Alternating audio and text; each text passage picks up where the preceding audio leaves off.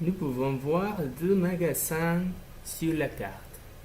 Nous pouvons également voir les clients des deux magasins.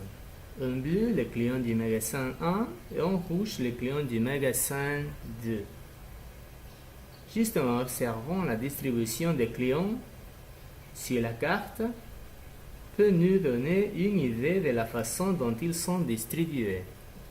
Cependant, une analyse peut être faite pour obtenir des informations plus précises sur ce qui se passe.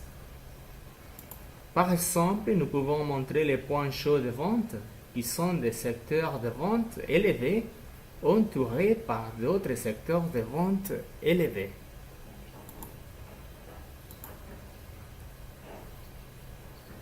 Nous pouvons voir que les plus gros points de vente sont situés au nord-est et nord-ouest du magasin numéro 1.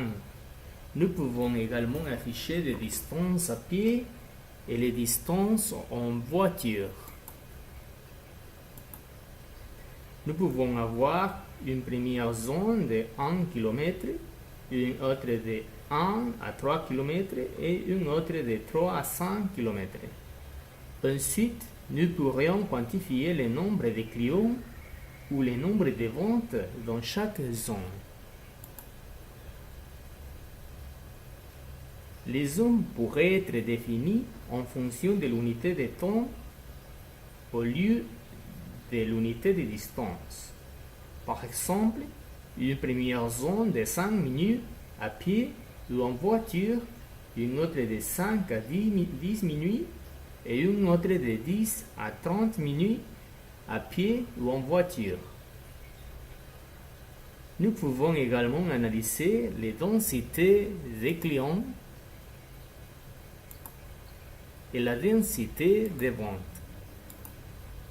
Dans ce domaine, nous pouvons réaliser qu'une forte densité de clients ne signifie pas nécessairement une forte densité de ventes.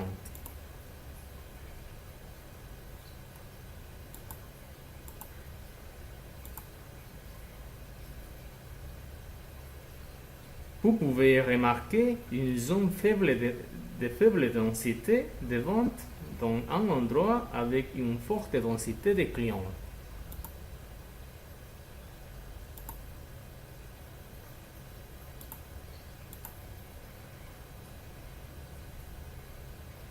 L'analyse de la distribution des clients peut également aboutir à des conclusions concernant l'emplacement correct de notre magasin.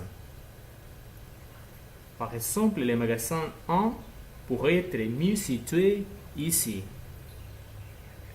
Et le magasin 2 aurait de meilleures ventes s'il était situé ici.